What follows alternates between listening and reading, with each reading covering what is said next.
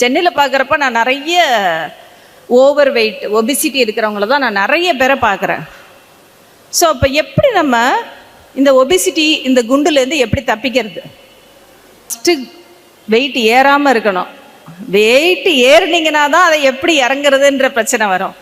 So நார்மலாக ஒரு பொண்ணு இருக்காங்க, இல்லை ஒரு பொண்ணு இருக்காங்கன்னா அவங்களுடைய வெயிட்டு பிஃபோர் மேரேஜ் என்ன இருக்கலாம், எவ்வளோ இருக்கலாம்? பிஃபோர் மேரேஜ் ஒரு normal person weight 50 kilo, 50 KG தாஜ்மஹால் 50 தான் இருக்கணும்.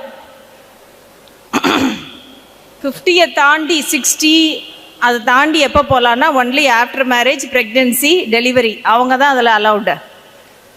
ஒரு பெண்மணி ஒரு 40+ அவங்க வந்து லெஸ் தென் 70க்கு மேலே போகக்கூடாது, 70க்கு கீழே தான் இருக்கணும். ஸோ இது வந்து நான் சொல்கிறது ஒரு ஜென்ரல் எல்லாருக்கும் கொடுக்கக்கூடிய ஒரு லைன். ஸோ உங்கள் வெயிட்டு மேக்ஸிமம் 50+ இருக்க மாதிரி பார்த்துக்கோங்க. ஆஃப்டர் மேரேஜ் இல்லை உங்கள் மதர் இருக்காங்கன்னா மதர் வந்து 70யை விட அதிகமாகாமல் பார்த்துக்கோங்க. இது லேடிஸ்க்கு. ஜென்ஸ்க்கு எப்பயுமே weight 70 to 80 is ideal weight ஜென்ஸுக்கு.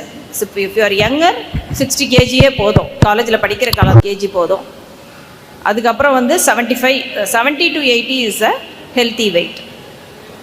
So அப்போ குண்டாகாமல் இருக்கணும்னா ஃபஸ்ட்டு என்ன பண்ணணும்? ஃபஸ்ட்டு வெயிட் ஏறாமல் பார்த்துக்கணும், அதுதான் ஃபஸ்ட்டு.